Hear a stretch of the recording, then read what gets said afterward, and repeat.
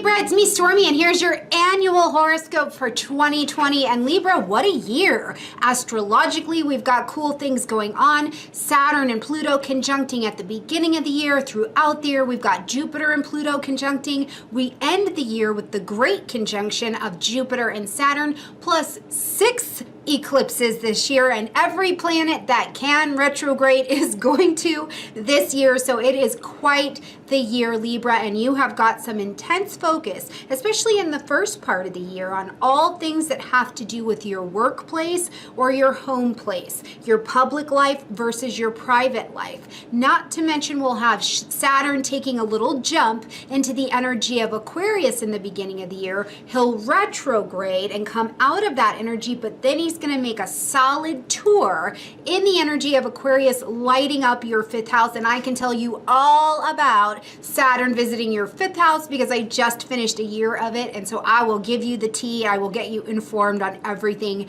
going on.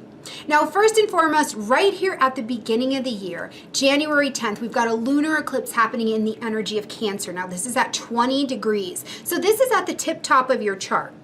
This is going to bring your attention to things in your career or things in your public life, a public sector in some way, shape, or form. This lunar eclipse is our time where we're going to end something, acknowledge something, or make an adjustment. But this is an adjustment that's going to last for about 6 months down the road. So this is a pretty big shift that happens for you, even if it's quite subtle. Now, one of the things that I love about a lunar eclipse or any kind of moon energy is it kind of lifts the veil of something you couldn't see or something you couldn't quite get to, but it does bring a disruption, and the disruption is about kicking us on the path, right? Like getting us in the right alignment.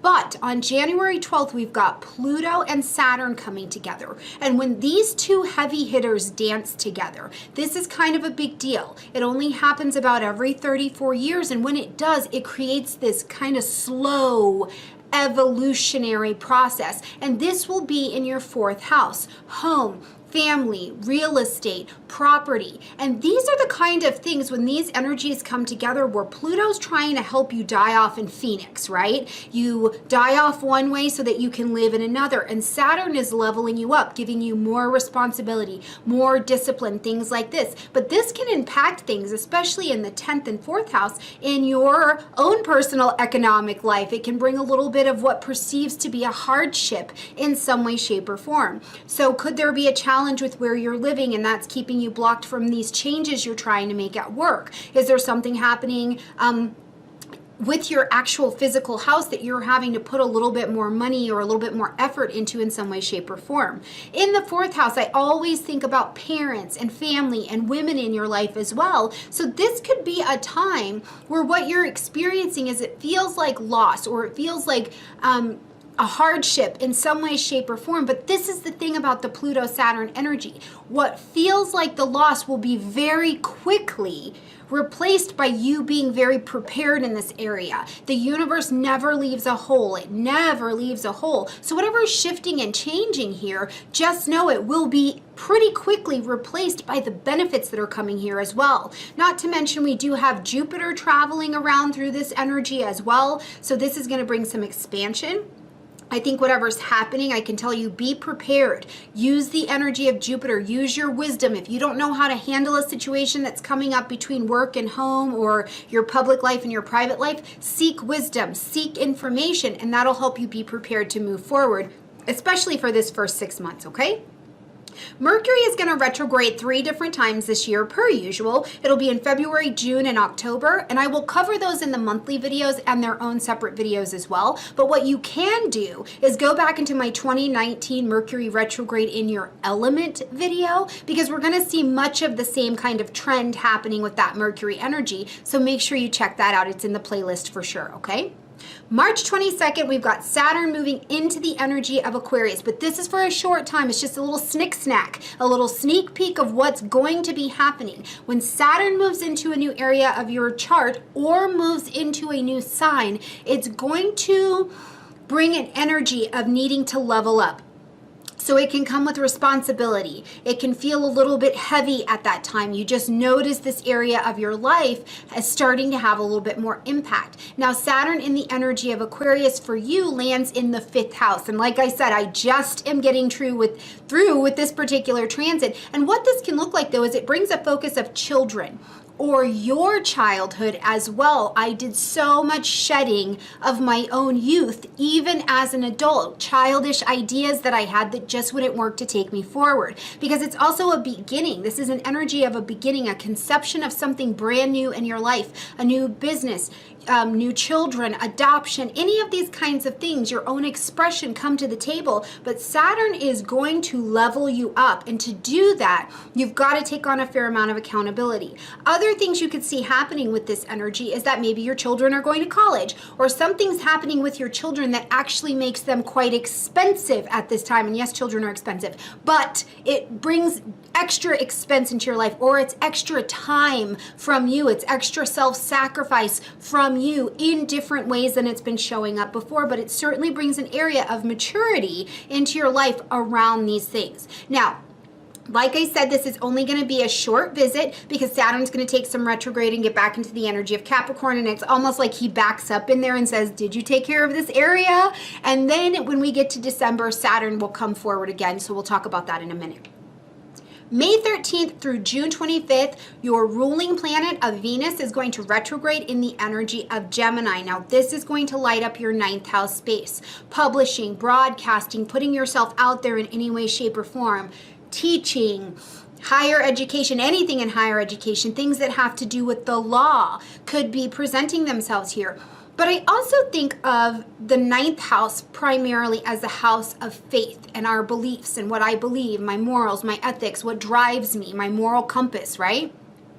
So some of the things you could be doing in a retrograde is relooking at all of these areas, right? In your marketing, does it visually, is it beautiful? Is it diplomatic? Does it have a harmony to it? The energies of Venus. Do you like your marketing? Are you putting that book out there this year? Do you love that cover? What does the font look like? All of these things you could be reviewing in a very practical way.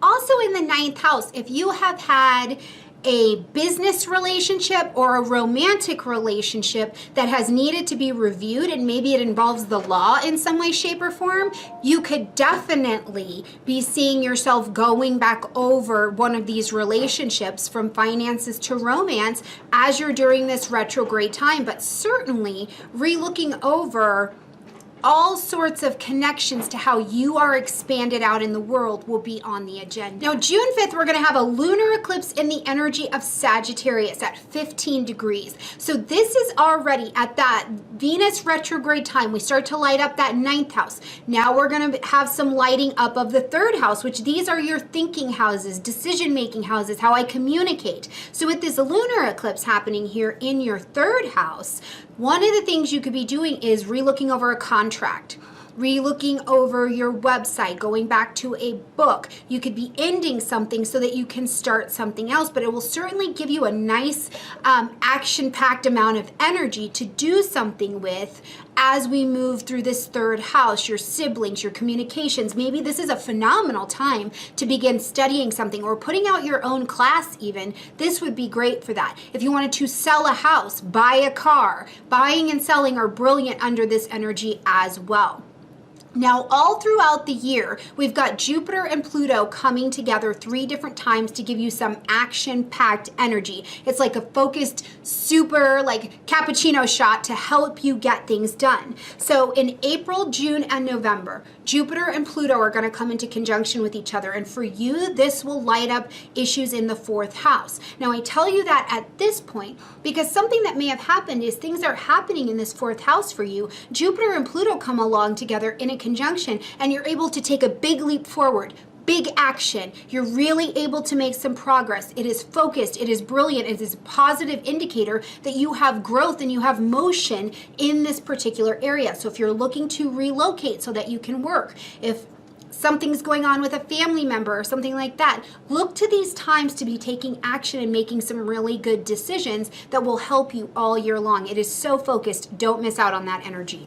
All right, June 21st, we're going to have a solar eclipse at 0 degrees of Cancer, lighting up that 10th house, career, workplace, your public life. If you're retired, this still responds to your public life. What are you doing in your community? What is your gift you have to give to the world? What are you known for, Libra? This still applies whether you're working or not working, right? Now on July 5th, we're going to have a lunar eclipse in the energy of Capricorn at 13 degrees, which puts us again in the 4th house. This is the last time we're going to see this Capricorn Cancer axis lit up. So we're going to move on here shortly from this career and family life, but right now there's still work to do. So at that solar eclipse, you could see new happenings, new beginnings coming to your career table or your public life kind of energy. And that again will last you about 6 months. And at the same time, that lunar eclipse could be ending something at home. If there have been transitions with the house, with family members or something like that, you've got a beginning that will bring an ending and vice versa, but it is all about progressing forward, and you've got a nice 6 months to be able to interact and to work with that, okay? September 9th through November 13th, we've got Mars taking his retrograde in the energy of Aries, which is going to light up your 7th house because it's right across the street. Now, Mars is not entirely uncomfortable during this retrograde because he's at least in one of the signs that he rules. So this shouldn't be an terribly uncomfortable retrograde, but it is certainly a time to look back. Aries is the energy of identity, of the self.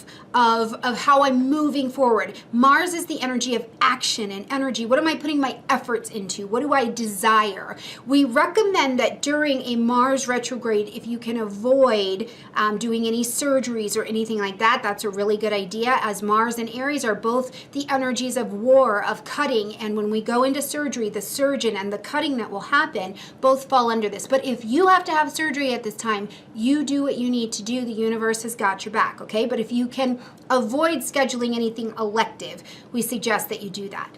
Now for you in the 7th house, this is about relationships. How much effort are you putting into relationships, and are you getting a return on that investment that is going to supercharge, power you, and be Team Libra? Right? In your relationships, have you put no effort and energy into relationships? If you want a romantic relationship, or you want a business relationship, have you kind of been resting on your laurels and you haven't really been doing your part to move that forward? In the desire area, what do you want in relationships? What are you willing to do to be in any kind of relationship that you would like to be in? The other thing I just keep thinking of, especially with that 9th house being so powerful with the Venus retrograde, is if you have been in a position in your relationships, even if it's the relationship with you and your educational or your academic institution, if you feel like you're just fighting and fighting and fighting for things, Libra, maybe it's time to put your efforts into something else. Maybe do it a little bit differently, right? Could you be putting more action and energy into taking different actions, or to maybe doing it in a way that's maybe a little unconventional? Do you have your ego and your identity attached to something, and that's why you're fighting so hard for it, when really it's not the most productive use of your action? Now, if you are happy as can be in all of your relationships, from romance to business, this still gives you an opportunity to re-look over where your energy maybe needs a little bit of adjustment, where you want to go moving forward, that Mars's actions can take you as we come out of the retrograde. So it's a really, really kind of comfortable energy, but you're still going to need to look back at how you're doing what you're doing. November 30th, we've got a lunar eclipse happening in Gemini at 8 degrees. This will light up the 3rd house. Just after that, we've got a solar eclipse in Sagittarius at 23 degrees. Now we've jumped into this 3rd, 9th house balance out of that 10-4 situation. So we've really got to have some focus here in shifting new teaching, new communications, new learning, new freedom from legal situations. Maybe you've entered into a new contract or negotiation. Let's say that you bought that house and maybe it's a little bit bigger, so you're expanded. Maybe you signed on to be that adjunct teacher. Not everything has to be big and huge. Maybe you've signed a new lease, right? Any of these things create a beautiful beginning for you as we arrive here in this November, December timeframe. Now, December 17th, Saturn's going to officially move back into the energy of Aquarius, so boom. Now this fifth house is lit up and you will begin to do the growing of fifth house work that Saturn brings into this area. I have no doubt you will have a technological or organizational piece that comes along with all of your fifth house learning, because Aquarius is the energy of do it different, but also connecting to organizations, technology, and things like that. So it could be that your children or your business or something like that needs to be connected in an organizational kind of way, but it's maybe very different than anything you've experienced before. I look forward to seeing how this lights up for you, so please keep me posted down below in the comment section. Now, this is going to be in place. Saturn in Aquarius in your fifth house is going to be here until 2023, so you've got some time to work on these energies. On the 20th, Jupiter moves into the energy of Aquarius, again, fifth house focus, and on the 21st, Jupiter and Saturn come together in conjunction in the energy of Aquarius. Now, this is always a big deal astrologically, because when Jupiter and Saturn come together, they're called the rulers of the age. And as we move towards the age of Aquarius, we see that these two, which is structure, law, order, meets wisdom, meets advancement, meets expansion, right? And it's going to start to take shape in our economic worlds, our political climate, religious and belief issues, of course, in our laws and medicine. All of these things will begin to be affected by these two coming together. For you, this will be in the fifth house. You will, in some way, shape, or form, see the advancement of this area of your life, but you're also coming into it with a fair amount of wisdom. It's almost as if you have a unique perspective that you can grow in this area. It hasn't been in this area for 29 years, so what you'll build here with these energies are things that you can stand on for the next 29 years. So I would just ask you, in this area, where have your beliefs changed? Where are you going to allow this energy to bring a little bit of calm to the chaos and the confusion that's maybe been in this area, whether it be romance and wanting to have a relationship or a relationship that went south, to business, to children. What are your new beliefs and ideas that are maybe very Aquarian, outside of the box, outside of your box, so they allow you to expand your thinking and your beliefs and your movement on this planet, Libra, from the hula hoop that you've just been living in. So it's a wonderful, wonderful energy. Now, I would also ask you to think back to 2012 to 2015. Uranus and Pluto were dancing together. What was changing for you? Because the changes were there. They were abundant. Many of them came from the societies that you live in, wherever you're at globally. The changes that came up for you then, now it's like you're better able to integrate those things and also find your place in the story of what's happening and unfolding in the world. So think back to that time, so that way you can kind of map out maybe where some of these are going to really express themselves for you as well. All right, you guys, like this video, comment, share, subscribe. I look forward to walking with you every month and every week as we travel 2020, bringing you lots of teaching opportunities. And of course, if you would like a personal reading to know what 2020's got laid out for you, I look forward to working with you in that capacity as well. Like this video, comment, share, subscribe, and I will see you very soon. Bye.